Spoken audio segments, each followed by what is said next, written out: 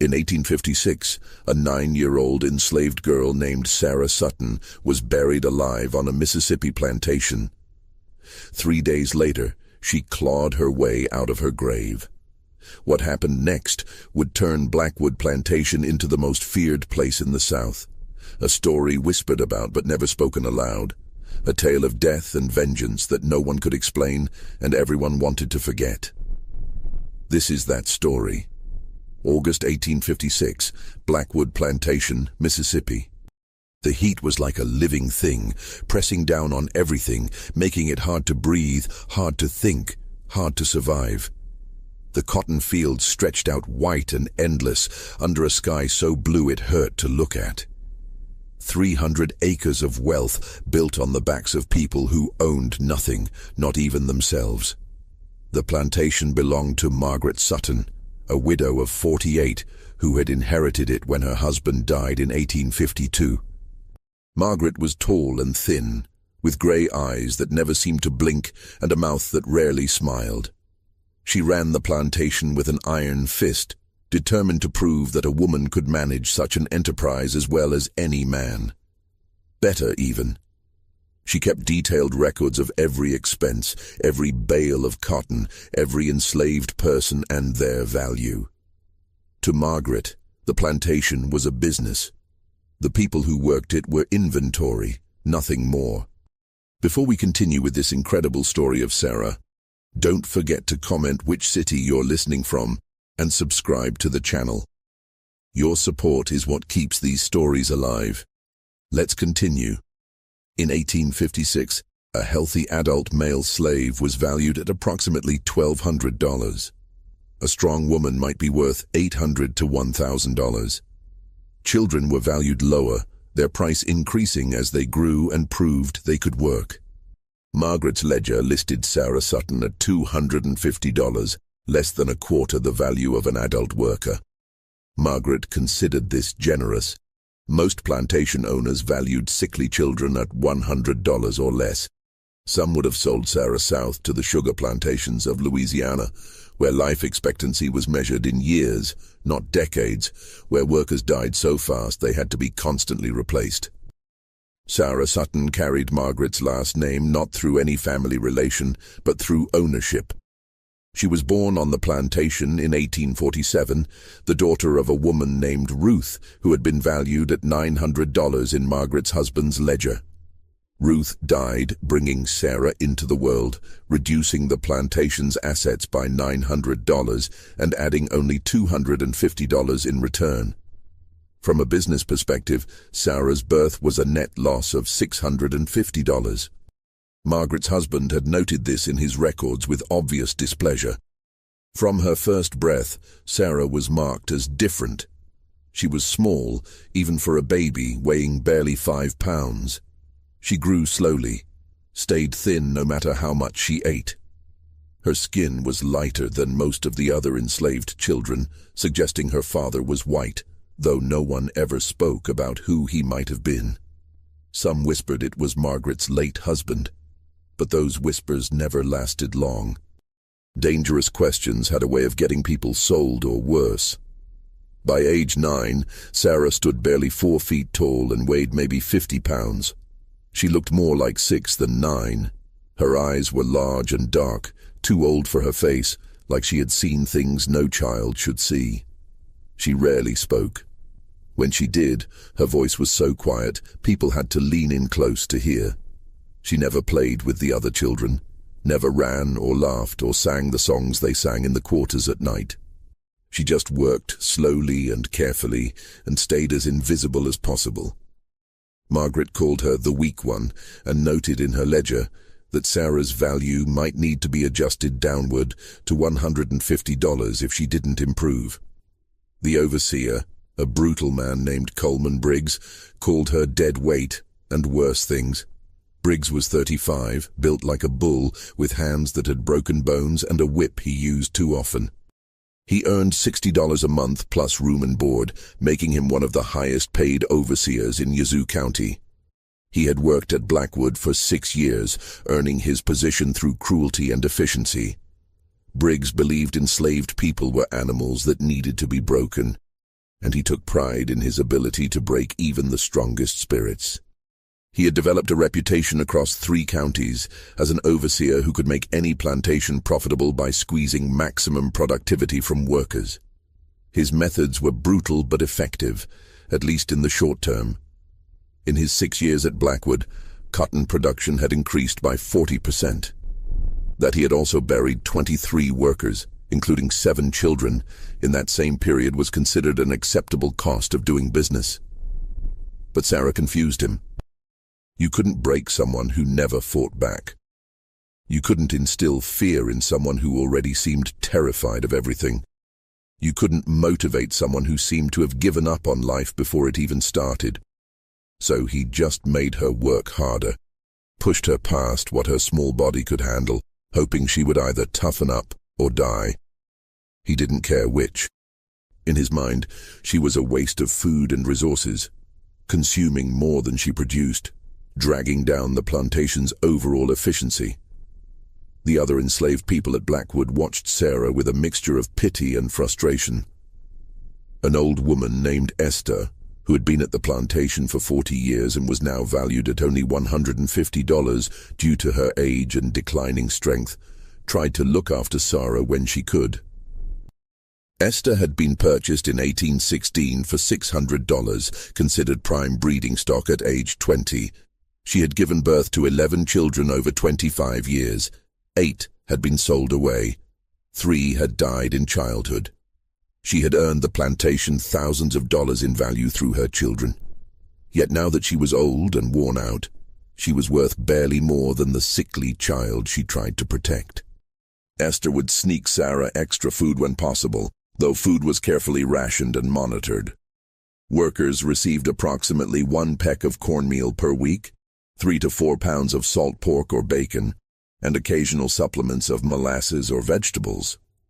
This diet, calculated to cost the plantation about 20 cents per person per day, was designed to provide just enough calories to keep workers functional but not comfortable. Esther would give Sara portions of her own rations, help her with the harder tasks when no one was watching, hold her at night when Sara woke up screaming from nightmares she never talked about. Esther said Sara reminded her of a bird with a broken wing, still alive but unable to fly, just waiting for something to end its suffering. She told the other women in the quarters that Sara wouldn't live to see 15. The girl was too weak, too fragile, not meant for this world. Better she go to God sooner than later, before life broke what little spirit she had left. The other women would nod sadly, having seen too many children die to argue with this logic. In their experience, death was sometimes the kindest thing that could happen to an enslaved child. There was a young man named Daniel, maybe 20 years old, valued at $1,200 in Margaret's ledger. He was strong and smart, worth his high price, with years of productive labor ahead of him. He had been born on the plantation, son of 2 valued workers, and had grown into exactly the kind of asset Margaret prized. He could pick 200 pounds of cotton a day in peak season. He could repair equipment, he could read numbers and keep basic records, making him useful for more than just field work. Daniel often worked near Sara in the fields. He would try to help her, carry her cotton sack when it got too heavy, take over her row when she fell behind. But Briggs noticed everything, and helping someone else meant both people got punished. Briggs understood that solidarity among enslaved people was dangerous. Workers who helped each other might start thinking of themselves as a community with shared interests, rather than as individual assets. So he made sure to crush any signs of cooperation, to keep everyone isolated and afraid. Still, Daniel tried. He couldn't help himself. Something about Sara's quiet suffering touched something in him, made him angry at the injustice of it all in a way that was dangerous for an enslaved man to feel. His mother had told him to keep his head down, to be grateful he was healthy and strong, to not waste emotion on things he couldn't change. But watching Sara struggle day after day, watching this child work herself to death for people who saw her as worth less than a decent horse, made him want to fight back in ways that would get him killed. The cotton harvest season ran from August through October. This was the busiest and most important time of year for Blackwood Plantation. The entire year's profit depended on getting the cotton picked, processed, and shipped to market. In 1856, cotton sold for approximately 11 cents per pound. A good worker picking 150 pounds per day generated about $16.50 worth of cotton per day. Over a 90-day harvest season, that single worker could produce almost $1,500 in revenue. Subtract the annual cost of feeding, housing, and clothing that worker, approximately $73, and the profit margin was clear. This is why plantation owners pushed workers so hard during harvest. This is why they calculated everything down to the penny. This is why a child like Sara, who could only pick 30 or 40 pounds a day, generating maybe $3 or $4 worth of cotton daily, barely covering her own maintenance costs, was seen as a liability. In the cold mathematics of slavery, she didn't make economic sense. She was inventory that wasn't appreciating in value, that was actually costing more to maintain than she produced. Each enslaved person at Blackwood was expected to pick between 150 and 200 pounds of cotton per day. Adults who picked less faced punishment, usually whipping, sometimes worse. Briggs kept careful records, weighing each person's cotton at the end of each day, recording the amounts, comparing them to quotas. Those who exceeded their quotas occasionally received small rewards, an extra bit of food, a Sunday afternoon off, a word of praise. Those who fell short faced consequences that escalated with each failure. Children under 10 were expected to pick at least 75 pounds per day. Sara had never once met this quota. On her best days, she managed maybe 40 pounds. Most days it was closer to 30. Every day she fell short, Margaret docked her food rations by an amount proportional to her shortfall. If she picked 40 pounds instead of 75, she received about half rations that night. The logic was simple. If you don't produce enough to justify your food, you get less food. That this created a downward spiral, where underfed workers became weaker and less productive, which led to more food reduction, which led to more weakness, didn't concern Margaret. The weak were supposed to die. That was nature's way. That was how you bred strong stock. Briggs added punishments of his own. He would make Sara work through the meal breaks, would assign her to the hottest, most difficult rows, would stand over her criticizing, mocking, sometimes cuffing her on the back of the head when she was too slow. He told her she was worthless, that she was stealing from the plantation, that she should be grateful Mrs. Sutton didn't just sell her to the sugar fields where she would be dead in a year. August 15th, 1856, started like any other day. The sun rose hot and angry, the sky already bright at 5 a.m. when the bell rang, calling everyone to the fields. Sara dragged herself out of the small cabin she shared with Esther and 5 other women. The cabin measured approximately 16 by 20 feet, housing 7 people.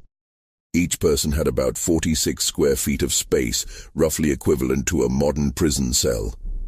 The cabin had no windows, just gaps in the walls for ventilation. No furniture except for rough sleeping platforms, no privacy, no comfort. Sara hadn't slept well. She never slept well.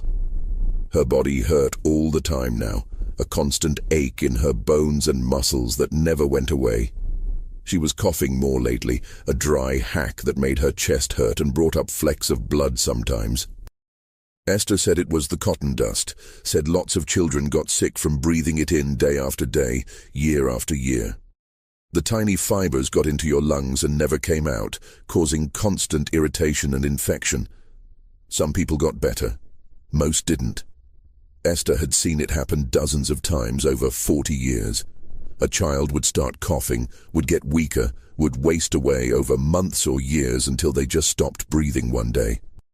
Sara stumbled out into the pre-dawn darkness and joined the line of people walking to the fields.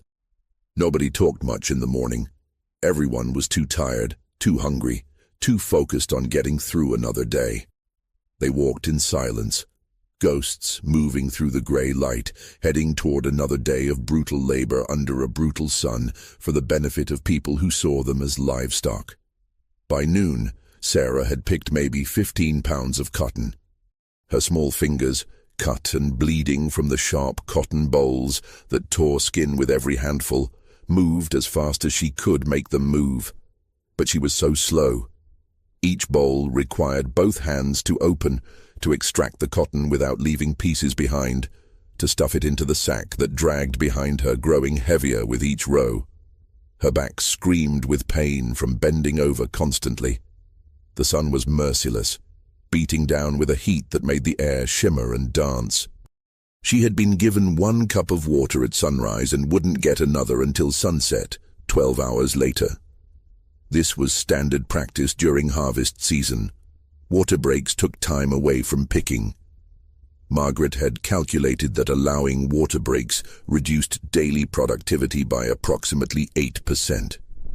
Therefore, workers got water twice a day, morning and evening, and were expected to manage. That people sometimes collapsed from heat and dehydration was regrettable but acceptable. The cost of lost productivity from water breaks was higher than the occasional cost of a dead worker. Sara's mouth was so dry, her tongue stuck to her teeth. She felt dizzy, like the world was tilting, like the ground wasn't quite where it should be. Her vision kept blurring. She had to stop and close her eyes, breathe deep, fight the urge to just lie down in the dirt and not get up. But lying down meant punishment. Meant Briggs would come with his whip or his fists, meant less food tonight. So she kept working, kept picking, her small hands moving slower and slower as the heat and exhaustion took their toll. Briggs rode through the fields on his horse around 1 p.m., checking on workers, counting filled sacks. He carried a small scale, would randomly weigh sacks to make sure people weren't padding them with dirt or rocks, something desperate workers sometimes tried. He also carried his whip, coiled on his saddle, and a pistol on his hip. The pistol was loaded. He had used it twice in 6 years, shooting workers who tried to run. Both had died. Both deaths were ruled justified self-defense. A slave trying to escape was legally considered to be stealing themselves, and deadly force to prevent theft was permitted. When Briggs got to Sara's row, he dismounted and grabbed her nearly empty sack. He weighed it in his hand, his face darkening. 15 pounds? In 8 hours you picked 15 pounds? His voice carried across the field, loud and angry, meant to be heard by everyone. Other workers stopped to watch, dreading what would come next but unable to look away. They had seen this scene before many times, with different children. It always ended the same way. Sara stared at the ground, swaying slightly. She whispered, "I'm sorry, sir. I'm trying my best." Her voice was so quiet Briggs had to lean in to hear it. This made him even angrier. He hated when they were submissive like this, when they wouldn't even fight back enough to make punishment satisfying. "Your best? Your best is 15 pounds? You know what you cost this plantation? You know what Mrs. Sutton pays to feed your worthless mouth?" He grabbed her arm and yanked her upright, shaking her. 20 cents a day, that's what it costs to keep you alive. 20 cents a day for food and housing and the clothes on your back.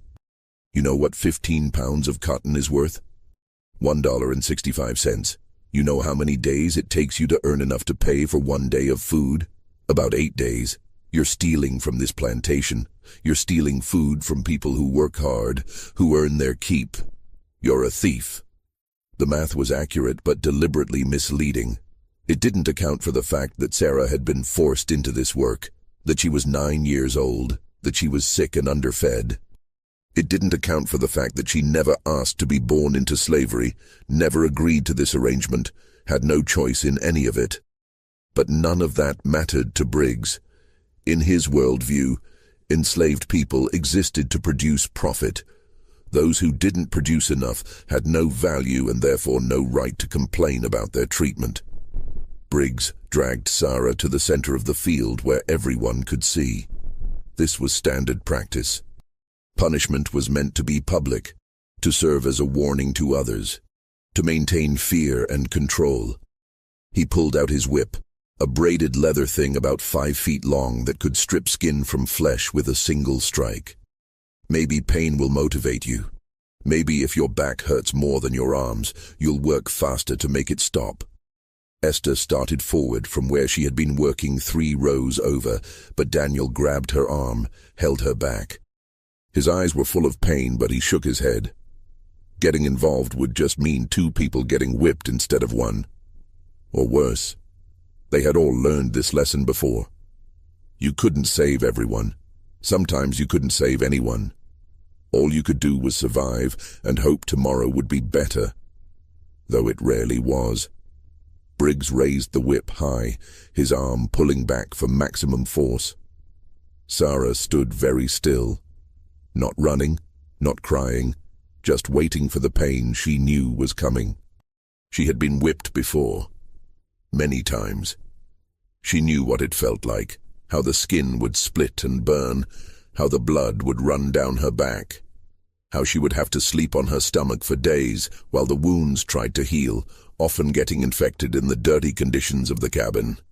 She knew all of this and accepted it, because what choice did she have? But before Briggs could bring the whip down, Sara collapsed. She just fell to the ground like someone cut her strings, like a puppet with no one to hold it up. Her eyes rolled back in her head, showing only whites. Her body went completely limp, folding in on itself as she crumpled into the dirt. She didn't catch herself. Didn't put her hands out, just fell like a dead thing. Briggs stood there for a moment, whip still raised, confused by this development. He kicked her with his boot, not gently. Get up. Get up right now, or I'll make it worse. I'll whip you until you can't walk. But Sara didn't move, didn't respond at all. Her chest was moving, but barely, shallow breaths that seemed too weak to sustain life. Her skin was pale, almost grey. Her lips were turning blue. Daniel broke free from his row and ran over before anyone could stop him. He knew he would be punished for this, but he didn't care. He knelt beside Sara and put his hand on her chest, feeling for her heartbeat. It was there but wrong, irregular and weak, like it might stop at any moment. She's not breathing right. Something's really wrong with her. She needs the doctor. She's really sick. Briggs kicked Daniel hard in the ribs, knocking him aside. Get back to work, or you'll join her on the ground. But Daniel stayed where he was, protecting Sara's body with his own. She's dying. Can't you see that? She's dying right here in the dirt. At least let her die somewhere with shade. At least give her that much. Briggs looked at Sara's still form and cursed under his breath. If she died in the field from a whipping, there would be questions. Margaret didn't like losing property, even worthless property worth only $250. There would be investigations, reports, maybe problems with the law if someone made a fuss about it. Better to let the doctor deal with it. Let her die somewhere out of sight, somewhere the blame could be deflected. He called for 2 other workers to carry Sara to the plantation house. Take her to Dr. Merritt. Let him figure out what's wrong with her. And you, he pointed at Daniel. Get back to work. I'll deal with you later. Daniel watched as they carried Sara away, her small body so light she looked like she weighed nothing at all. Like she was already a ghost. He had a terrible feeling he would never see her alive again. The plantation doctor was a man named Thomas Merritt, 72 years old, who had been practicing medicine for 40 years. He charged Margaret $30 per year to be on call for medical issues at Blackwood.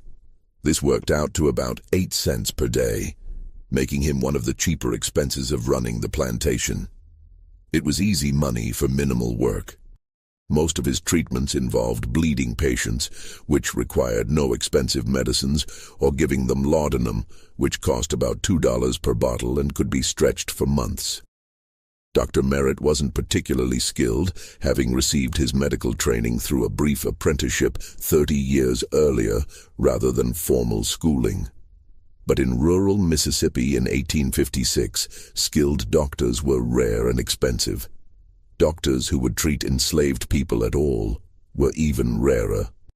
Most proper physicians considered it beneath them to treat slaves, seeing it as veterinary work rather than real medicine.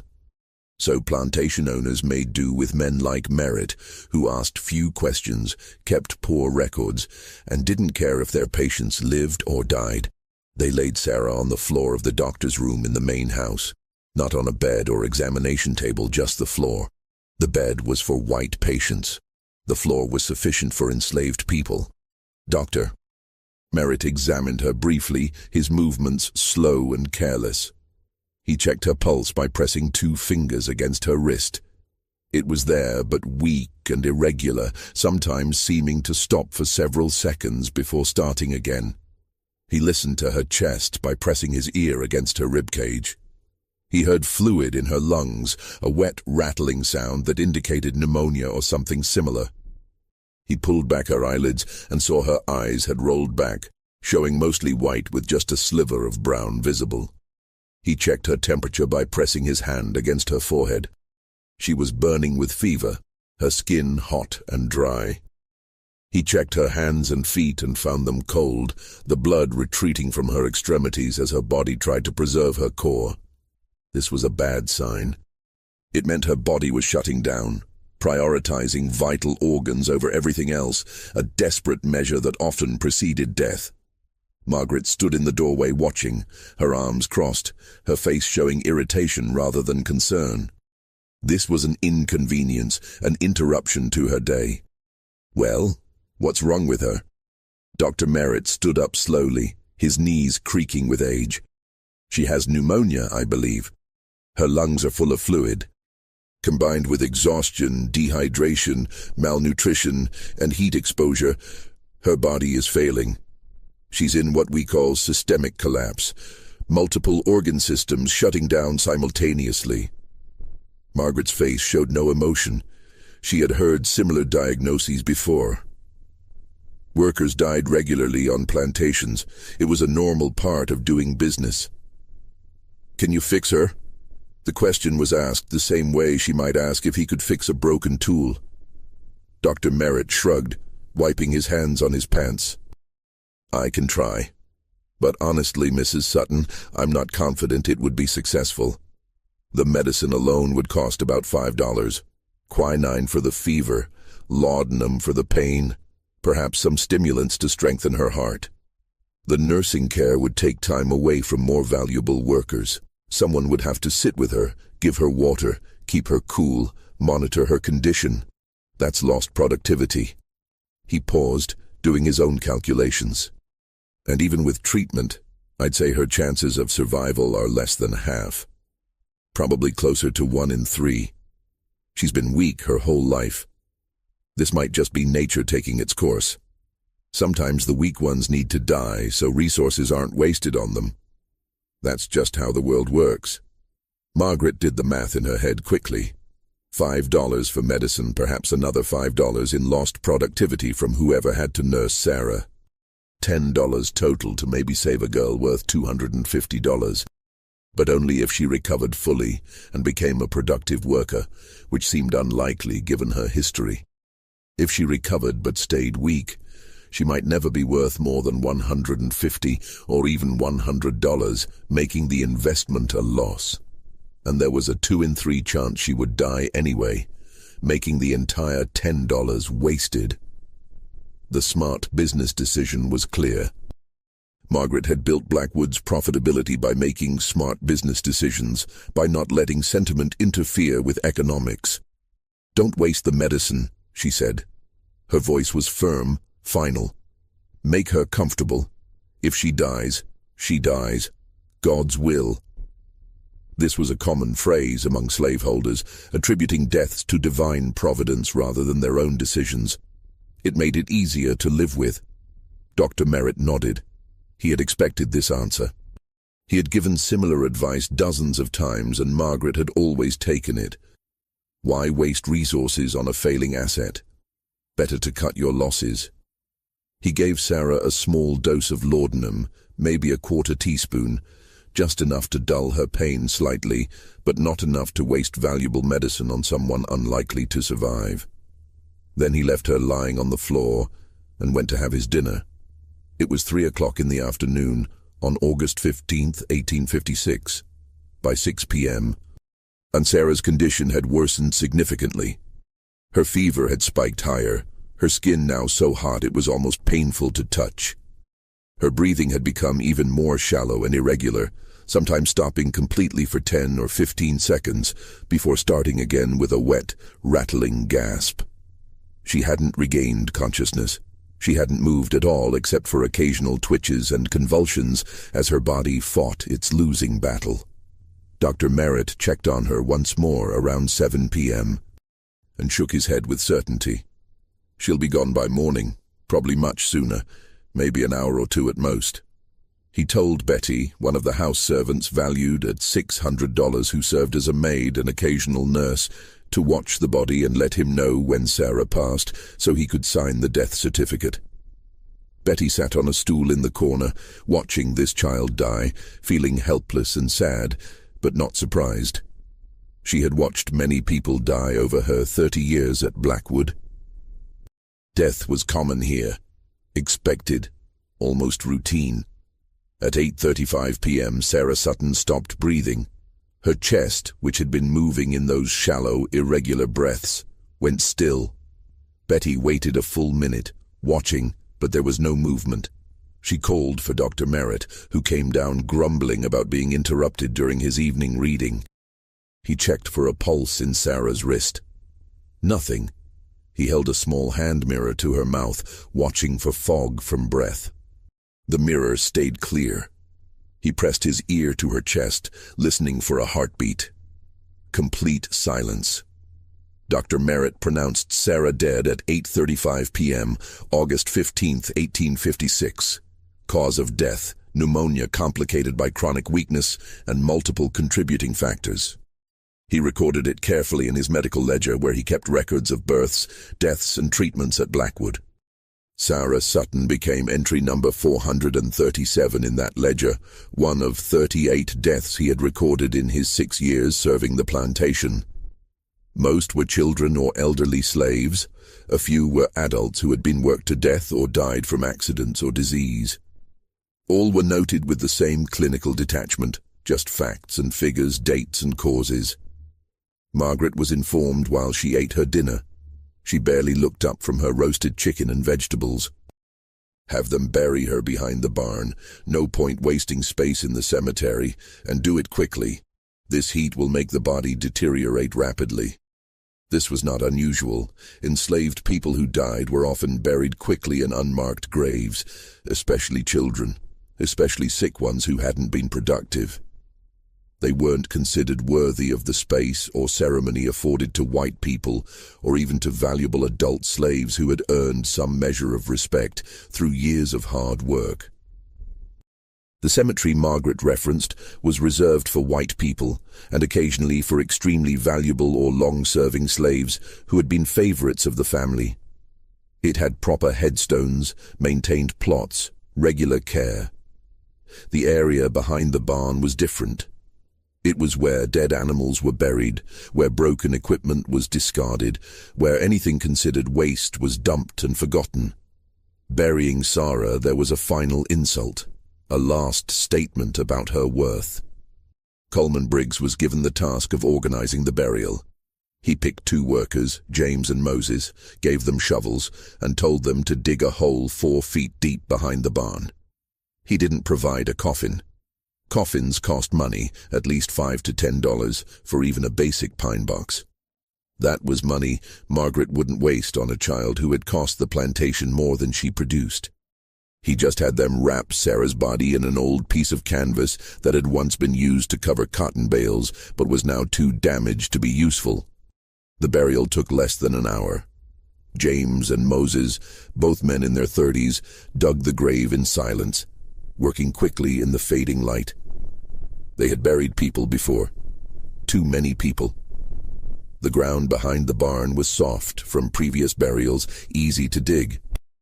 They dug down about 4 feet, creating a hole roughly 6 feet long and 2 feet wide, just barely big enough for Sara's small body. They placed her in the ground, still wrapped in canvas, her face covered, no ceremony, no prayers, nothing. Briggs wouldn't allow it. Religious services for slaves had to be approved and supervised, and he wasn't going to waste time on a child who had been more trouble than she was worth. James and Moses filled the dirt back in, covering Sarah's body, patting it down flat. By 10 p.m., it was finished. Sara Sutton was in the ground, 4 feet of Mississippi dirt between her and the world, forgotten before the dirt had fully settled. Esther watched from the quarters, tears running down her face. She had wanted to say goodbye, wanted to wash Sarah's body properly according to the traditions her own grandmother had taught her, wanted to say a prayer over her grave. But she hadn't been allowed. None of the enslaved people had been allowed to participate in the burial. It was done quickly, efficiently, without sentiment or respect. Just another dead slave, another loss to be noted in the ledger and forgotten. Daniel stood beside Esther, his jaw clenched so tight his teeth hurt. His hands were balled into fists at his sides. She deserved better, he whispered, his voice rough with emotion he couldn't express more openly. She deserved so much better than this.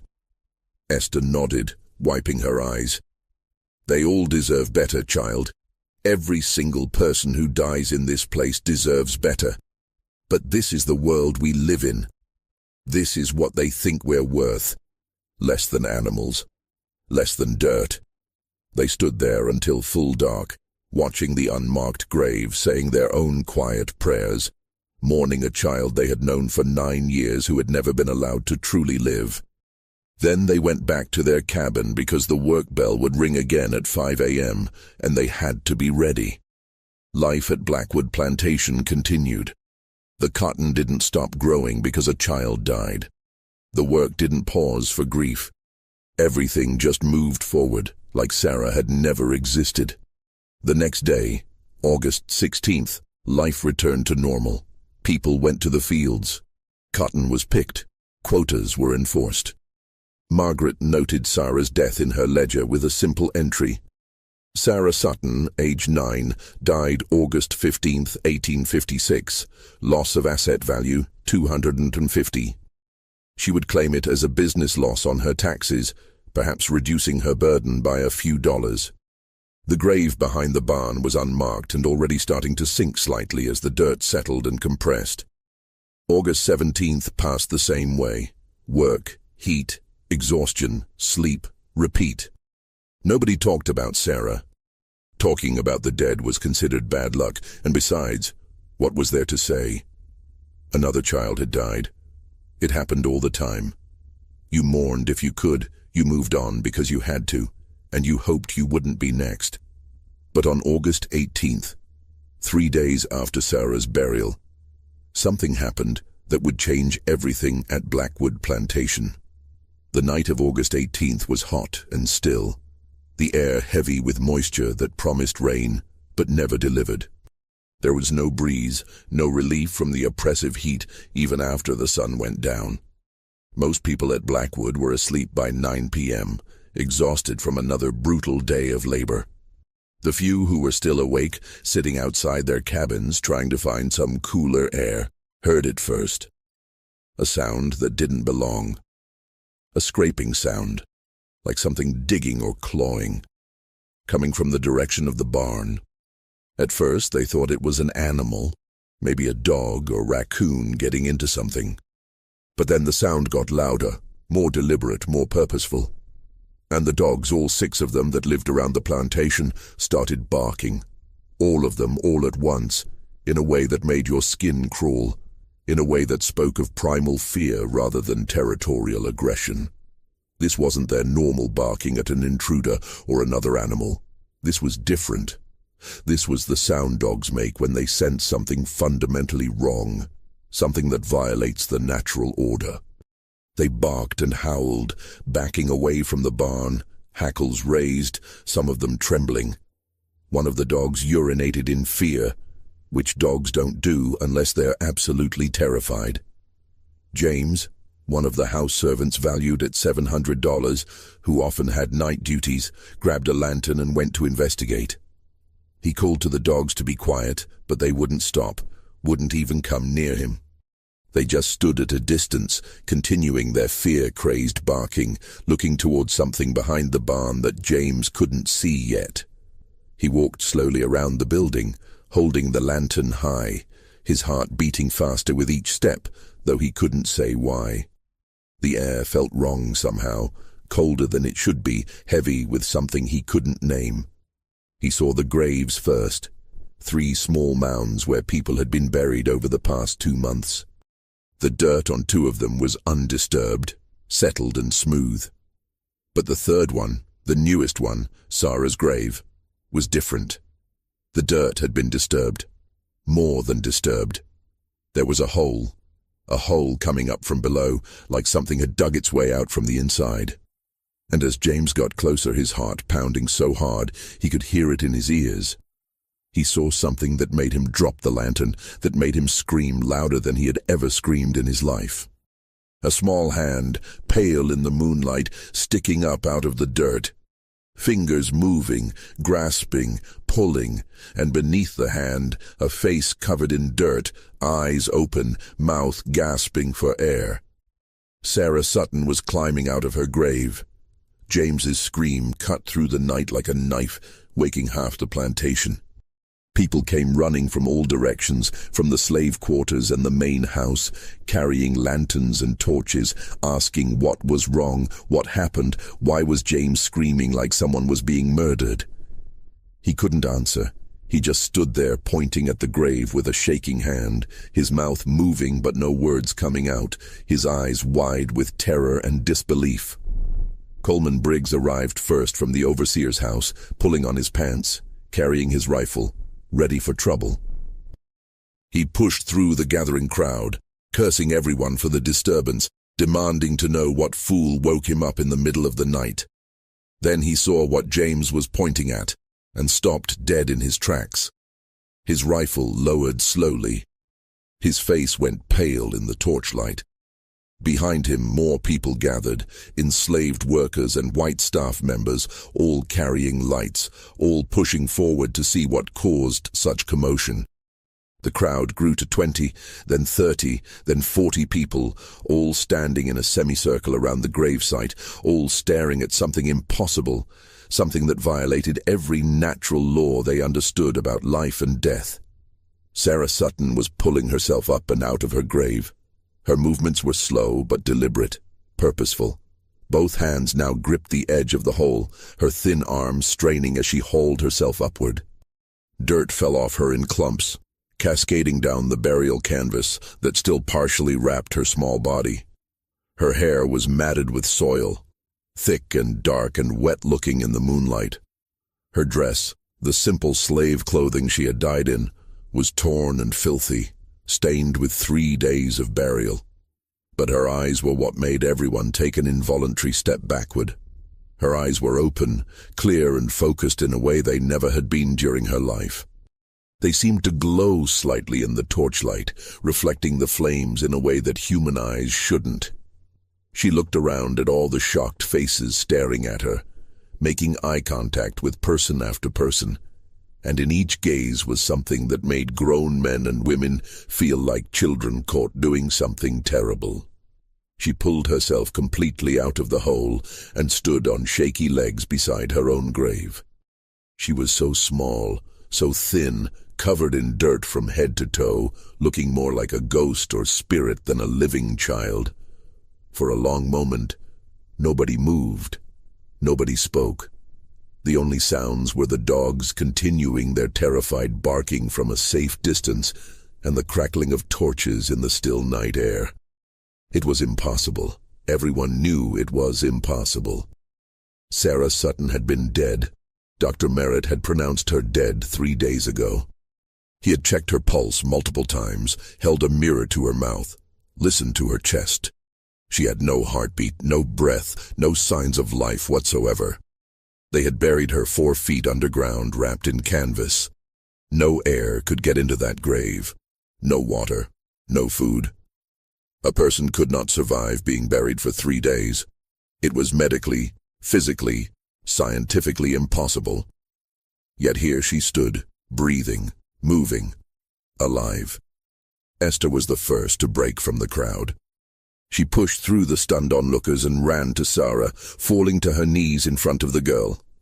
Her hands reached out but hesitated, afraid to touch, afraid this was a ghost or hallucination, afraid that touching would make it disappear. "Child? Sara? Is that really you? Are you really alive?" Her voice was shaking, tears already streaming down her weathered face.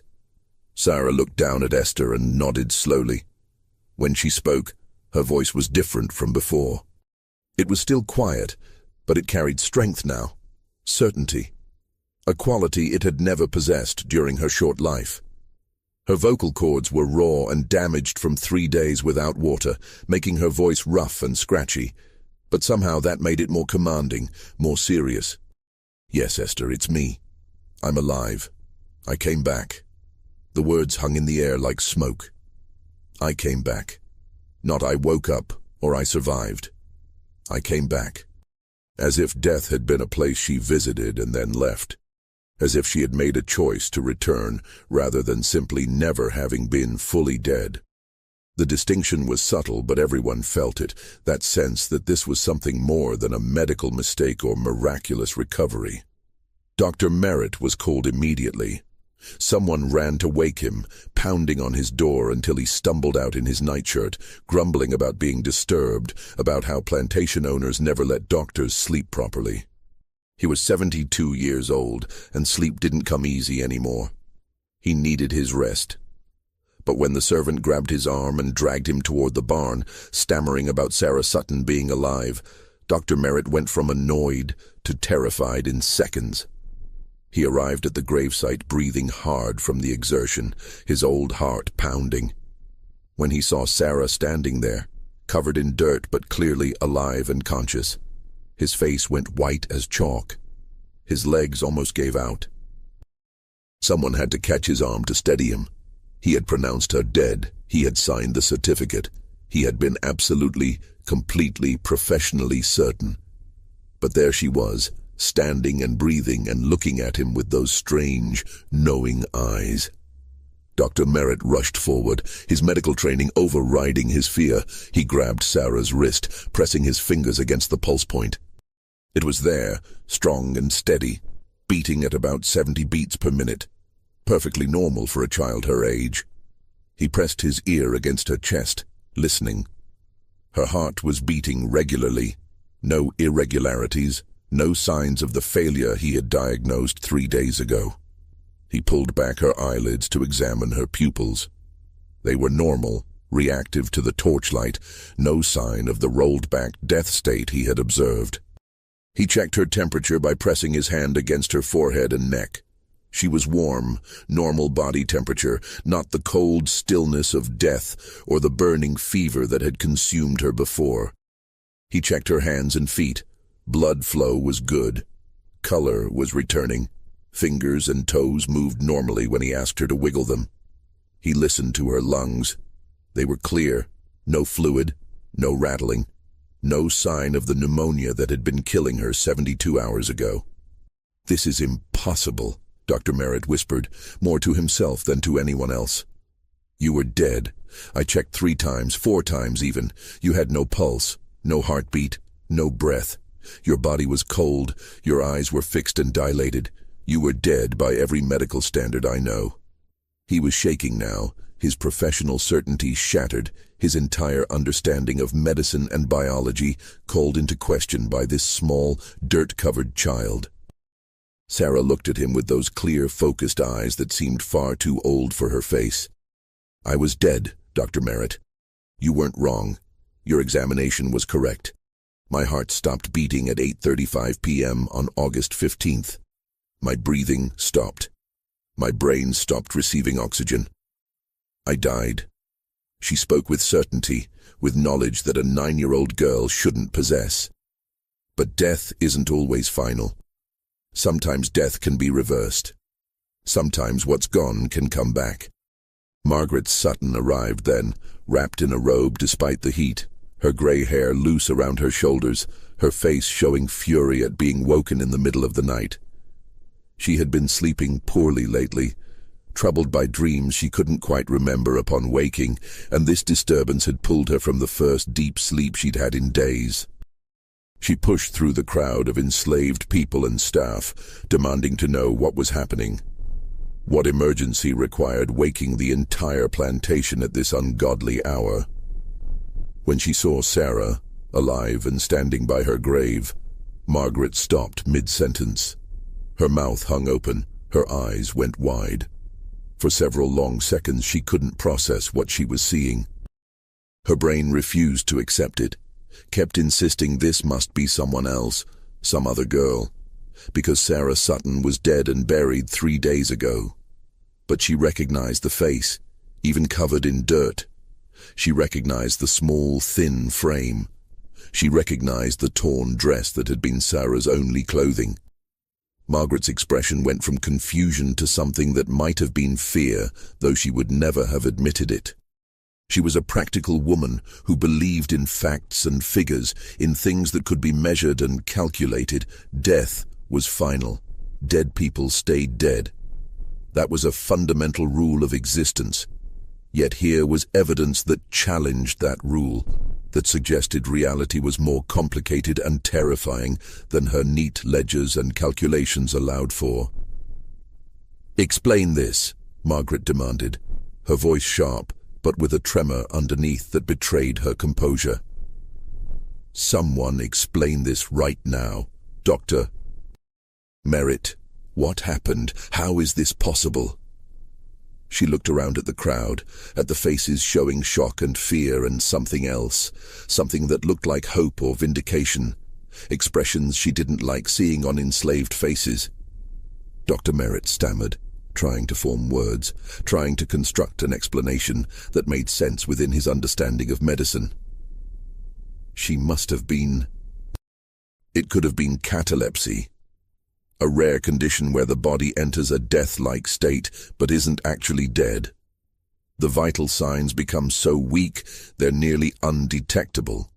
Breathing slows to perhaps 1 breath per minute. Heartbeat to maybe 5 or 6 beats per minute. It mimics death perfectly. I must have missed it. I must have made a mistake in my diagnosis. He was grasping at straws, and everyone knew it. Catalepsy didn't explain how someone could survive 3 days buried underground with no air. Even if Sara had been in a cataleptic state when buried, she would have suffocated within minutes once the dirt was piled on top of her. The canvas wrapping would have blocked any tiny amount of air that might have filtered through the soil. There was no medical explanation for this. None at all. Briggs stepped forward, his rifle gripped tight in his hands. He had recovered from his initial shock and was now angry, as he always was when confronted with something he didn't understand. Anger was easier than fear. Anger was something he knew how to handle. Maybe she wasn't all the way dead. Maybe she was just mostly dead and woke up in the ground and dug herself out. But even as he said it, he didn't believe it. He had helped bury her. He knew how deep the grave was, how much dirt they had piled on top. A grown man would struggle to dig out from that depth. A small, sick 9-year-old girl. Impossible. Sara looked at Coleman Briggs, and he actually took a step backward despite himself, despite his size and strength and the rifle in his hands. There was something in her gaze that stripped away his bravado, that made him feel exposed and vulnerable. "I didn't dig out, Mr. Briggs. The earth released me. It didn't want me. Death sent me back." Her voice was quiet, but it carried. Everyone in the crowd heard her clearly. "I was in darkness for a long time, cold and alone. I couldn't breathe, but I didn't need to. I couldn't move, but I didn't hurt. I just existed in nothing, for what felt like forever." She turned slowly, looking at all the faces gathered around her. Then something spoke to me. I don't know what it was. A voice without sound. It said I could stay there in the dark or I could go back. But if I went back, I would have to finish something. I would have to make things right. I would have to show them. She looked directly at Margaret now. "Show them what they did. Show them what we're worth. Show them that you can't just throw people away like garbage and expect no consequences. The crowd of enslaved people started murmuring, whispers spreading like ripples in water. Some made signs against evil, old gestures their grandparents had brought from Africa, symbols meant to ward off spirits and unnatural things. Some whispered prayers, calling on Jesus or older gods, seeking protection from whatever this was. But others looked at Sara with something different in their eyes, something like recognition, like she represented something they had been waiting for without knowing it, because they all understood what they were seeing, even if they couldn't explain it. This wasn't a medical mistake. This wasn't someone waking up from a coma. This was something that shouldn't be possible, but was happening anyway. This was the natural order breaking, bending, allowing something through that normally stayed on the other side. This was resurrection or visitation or possession or something else they had no name for. Whatever it was real, and it was standing in front of them covered in grave dirt. Margaret tried to take control of the situation, tried to impose her authority and restore the order that made her world function. This is nonsense. Superstitious nonsense. The girl was in a coma or cataleptic state. Dr. Merritt made an understandable error in diagnosis. Sara, you were very sick and confused. You woke up disoriented and managed to dig yourself out somehow. That's all this is. A medical mistake and a fortunate survival. Her voice was firm, commanding, but her hands were shaking. Everyone go back to bed. Sara will be examined properly in the morning. This incident is over. But nobody moved. They all just stood there staring at Sara, waiting to see what she would do next, what she would say. The power dynamic had shifted somehow in ways Margaret could feel but not quite understand. Her words, which normally would have scattered the crowd immediately, had no effect. For the first time in her life, Margaret Sutton stood in front of enslaved people and felt powerless. Sara looked at Margaret for a long moment, and when she spoke, her voice was calm but carried absolute certainty. You're lying, Mrs. Sutton. To them and to yourself. You know I was dead. Dr. Merritt knows. Mr. Briggs knows. Everyone here knows. I had no heartbeat, no breathing. I was cold and stiff. I was dead for 3 days. She took a step toward Margaret, and Margaret actually stepped backward, something she would never normally do in front of enslaved people. 3 days ago, you decided I wasn't worth saving. You did the math. $5 for medicine versus $250 of value. You calculated that saving me wasn't a good investment. The crowd was completely silent now, everyone listening, everyone watching this small child confront the most powerful person on the plantation, without fear, without deference, without the submission that had been beaten into them since birth. Sara continued, her voice growing stronger. You put a price on my life and decided it wasn't high enough. You let me die to save $5. You buried me behind the barn like a dead animal because you thought I was worthless. Margaret's face flushed red with anger and embarrassment. That's not how it was. That's not. Medical decisions are complicated. The treatment wouldn't have worked. You were too far gone. I made a practical decision based on expert advice. But her voice was defensive, lacking its usual authority. Because Sara was right. That was exactly how it had been. Margaret had done the calculation and decided Sara wasn't worth the cost. Sara smiled, and it was not a child's smile. It was knowing, ancient, carrying weight that no 9-year-old should possess. I know what I'm worth now, Mrs. Sutton. I'm worth more than your whole plantation. I'm worth more than everything you own. Because I came back from death. I walked in darkness and returned to light. I crossed a threshold that no one crosses and then crossed it again, going the other direction.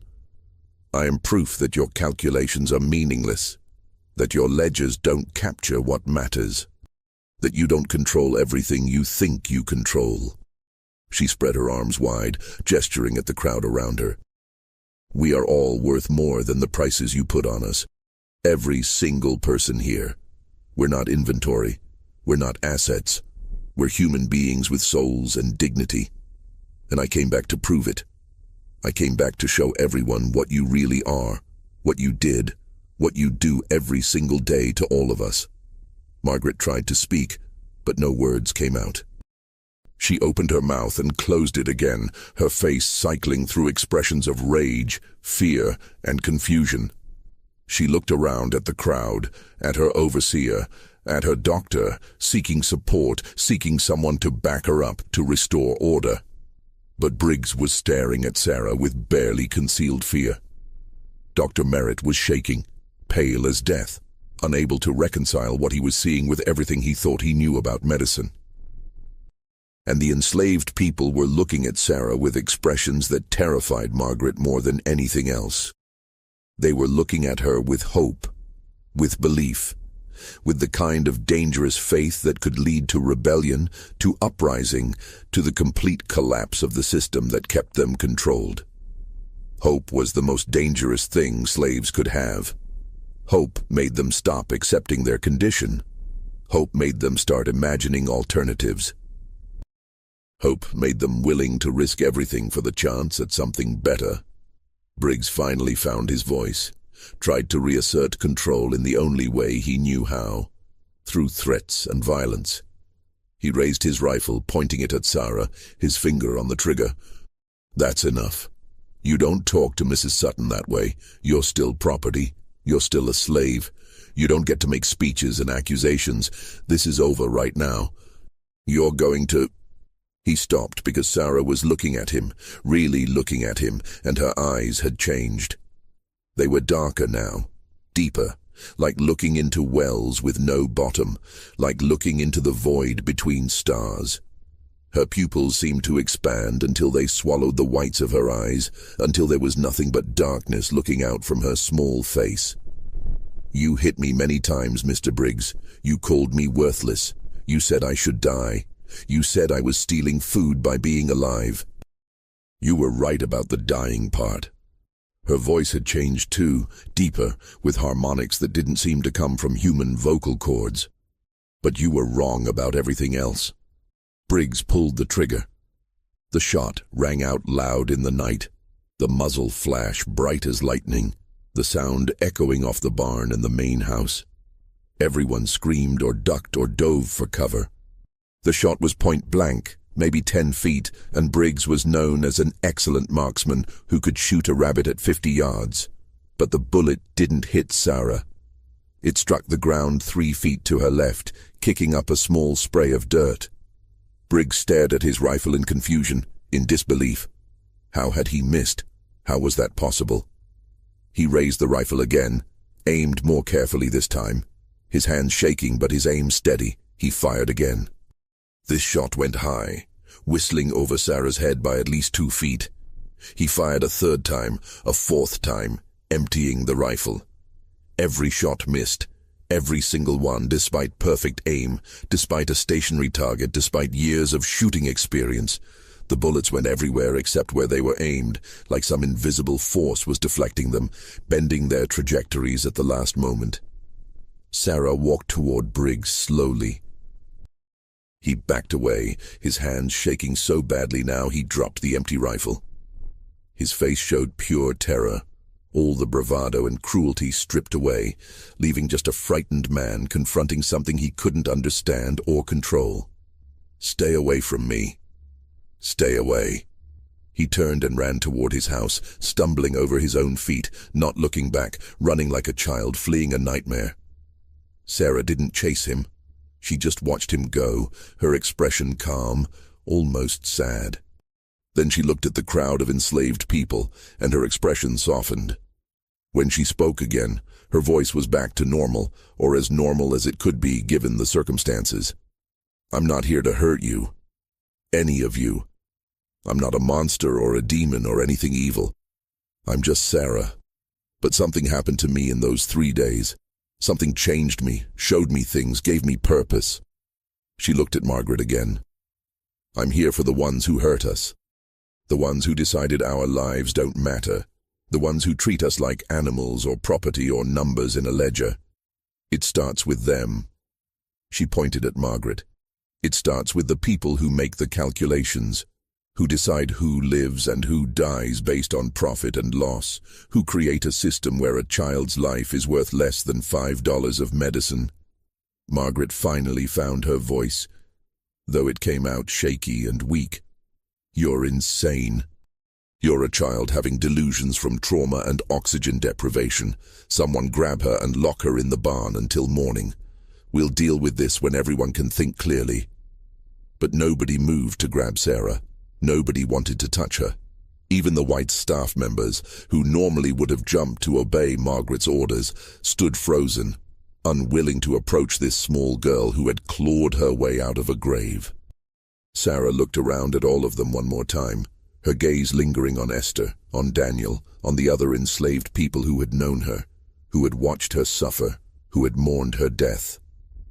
"I came back to make things right, to show everyone the truth. It won't be quick, and it won't be easy, but it will happen. Justice is coming to Blackwood Plantation, the kind of justice that doesn't care about property laws or economics, the kind that balances the scales no matter what it costs." Then she turned and walked slowly toward the slave quarters, toward the cabin she had shared with Esther. The crowd parted to let her through, people stepping aside quickly, not wanting to block her path. Some reached out as if to touch her but pulled their hands back at the last moment, afraid or reverent, or both. Sara walked with her head up, her back straight, moving with a confidence and dignity she had never shown in life. She looked like someone who had nothing left to fear because she had already experienced the worst thing possible and survived it. She went into the cabin and lay down on her sleeping mat, the same mat where she had slept for 9 years, where she had died in spirit long before her body gave out. Esther followed her inside, not knowing what else to do, needing to be near this child she had tried to protect and failed to save. Sara closed her eyes and within minutes appeared to be sleeping, her breathing deep and regular, her face peaceful in a way it never had been before. Esther sat beside her, staring at the girl who had died and somehow come back. She reached out carefully and touched Sara's face, half expecting her hand to pass through like Sara was a ghost or spirit. But the skin was solid and warm, real flesh and blood, unmistakably alive. Yet when Esther pulled her hand back, there was dirt on her fingers. Dirt from the grave, soil that had covered Sara's body for 3 days, earth that should have been her final resting place. And Esther knew, deep in her heart, in the part of her that remembered older beliefs her grandmother had taught her before Christianity tried to replace them, that Sara had told the truth. She had died. She had been somewhere else, somewhere beyond life. And she had come back for a reason. The dead didn't return without purpose. They came back when there were debts unpaid, when justice had been denied, when the scales needed balancing. Outside, the crowd slowly dispersed, people returning to their cabins but knowing sleep would be impossible. They would lie in their beds and stare at the ceiling and replay what they had witnessed, trying to make sense of it, trying to fit it into their understanding of how the world worked. Some would pray, some would cry. Some would feel hope for the first time in years, hope that maybe their suffering wouldn't last forever, that maybe there were forces in the universe that cared about justice, even when humans didn't. Margaret stood in front of her house, watching the quarters, her mind racing. This had to be explained, had to be rationalized, had to be controlled before it spread beyond the plantation. People didn't come back from the dead. That was superstition, ignorance, primitive beliefs. There had to be a logical explanation. Catalepsy, premature burial, somehow digging out. Something scientific that made sense within the natural laws she understood. But in her heart, in the part of her that still believed in things beyond money and property and profit, in the part she tried to ignore because it interfered with business, Margaret knew something terrible had happened. Something had shifted at Blackwood Plantation on this hot August night. The natural order had been violated. The dead had returned. And whatever came next, whatever consequences followed from that impossible resurrection, would not be in her control. Dr. Merritt sat in his room, staring at the death certificate he had signed 3 days ago. The paper seemed to mock him, every word proof of his failure, evidence that his certainty had been misplaced, that his professional judgment was worthless. Sara Sutton, age 9, died at 8:35 p.m. on August 15, 1856. Cause: pneumonia and systemic failure.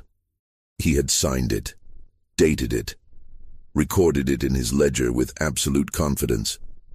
But Sara Sutton was not dead.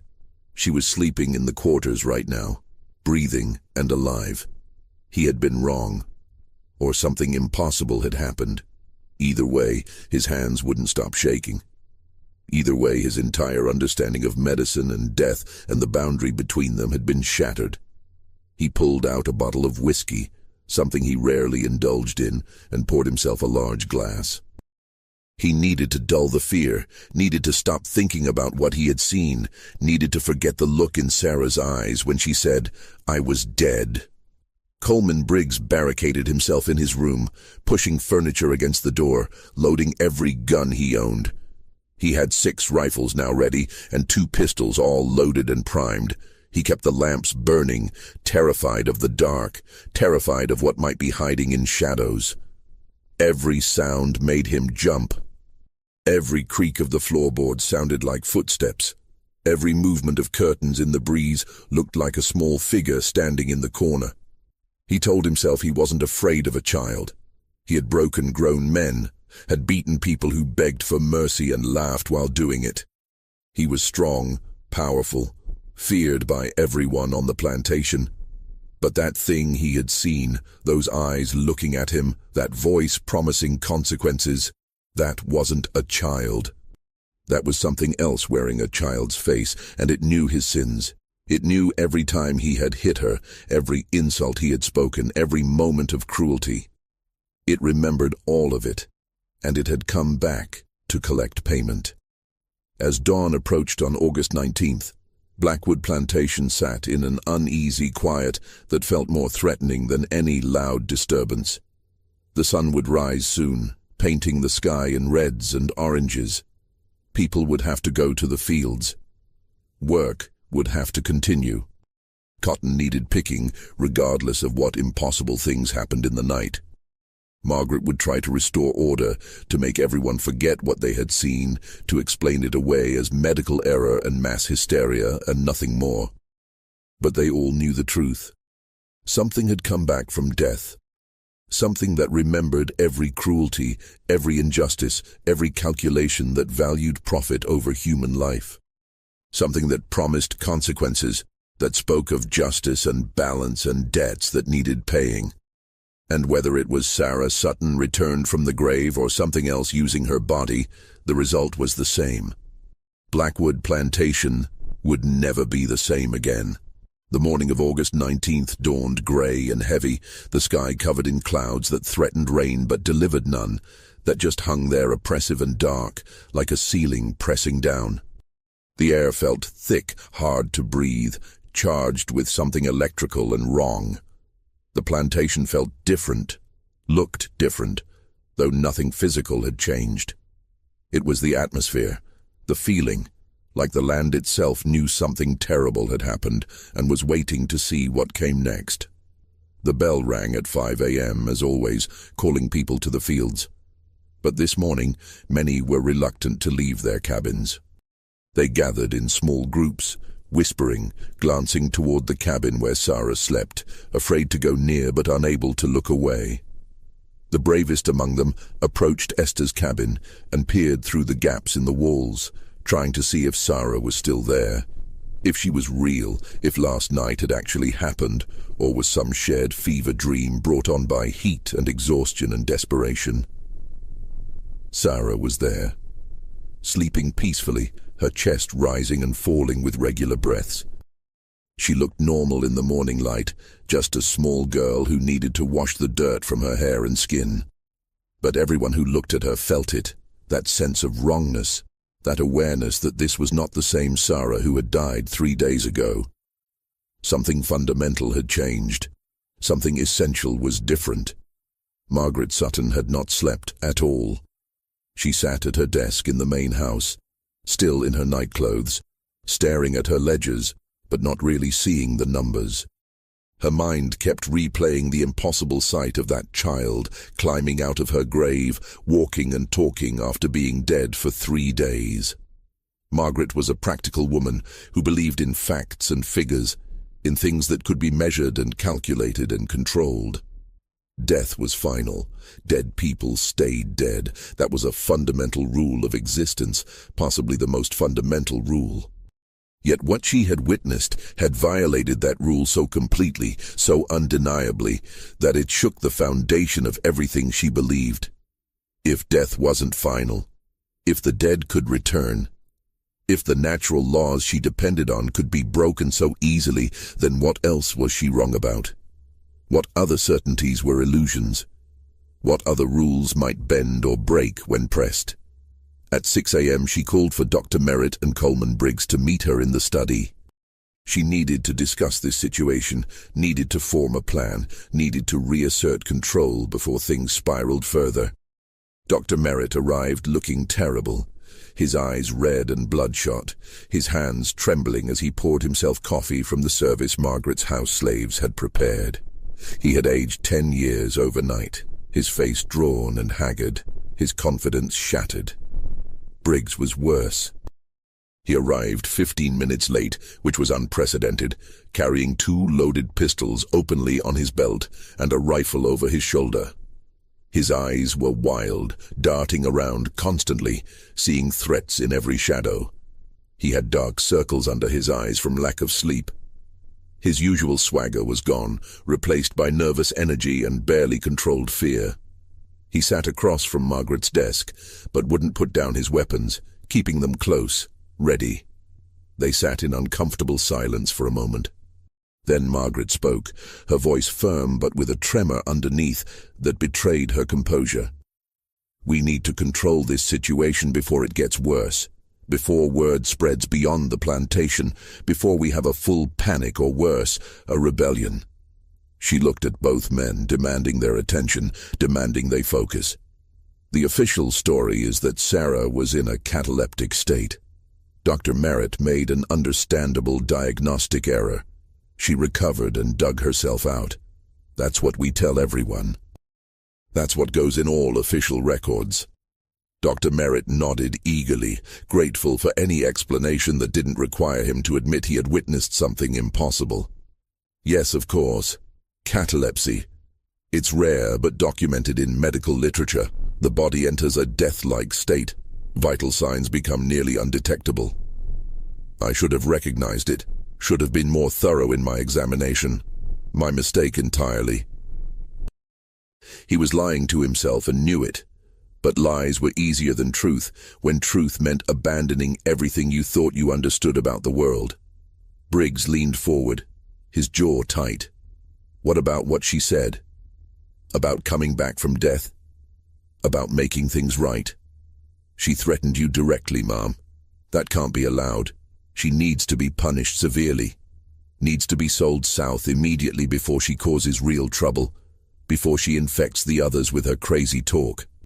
His voice carried desperation, the need to remove the source of his fear, to make the threat go away. Margaret considered this.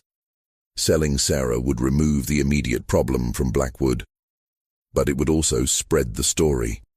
Every plantation Sara went to, every slave trader who handled her, every enslaved person who heard about her would hear the tale of the girl who died and came back.